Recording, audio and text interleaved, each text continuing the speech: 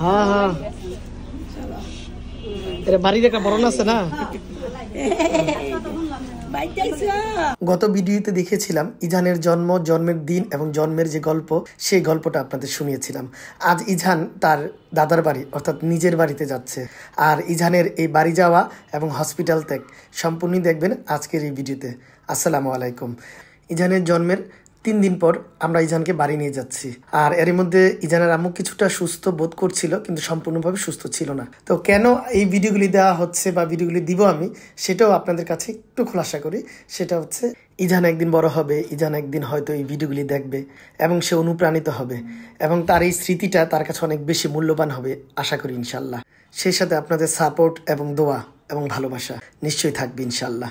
তো ইজান কিন্তু প্রথমবারের মতো ওর দাদার বাড়ি মানে নিজের বাড়িতে যাচ্ছে, আর সেটা যাচ্ছে শীতলক্ষা নদী পার হয়ে। আর শীতলক্ষা নদী পার হচ্ছে ফেরির মাধ্যমে। ইজানের প্রথম যাত্রাটা হয়েছে আমাদের নবীগঞ্জ ফেরিঘাট দিয়ে।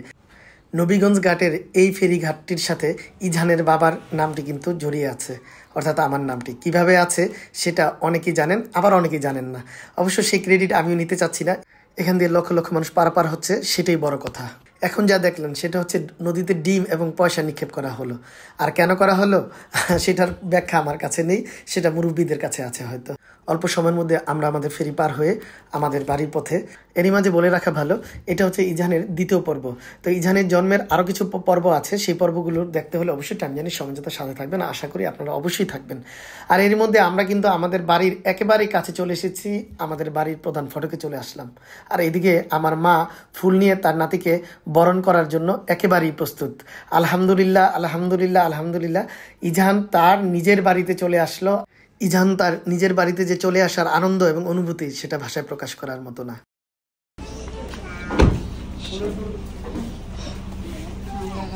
নেন আপনারা ফুল দিয়ে বরণ করে নেন আপনার হাতে। হ্যাঁ হাত ধরছি। হ্যাঁ হ্যাঁ এটা বাড়ির একটা বরণ আছে না।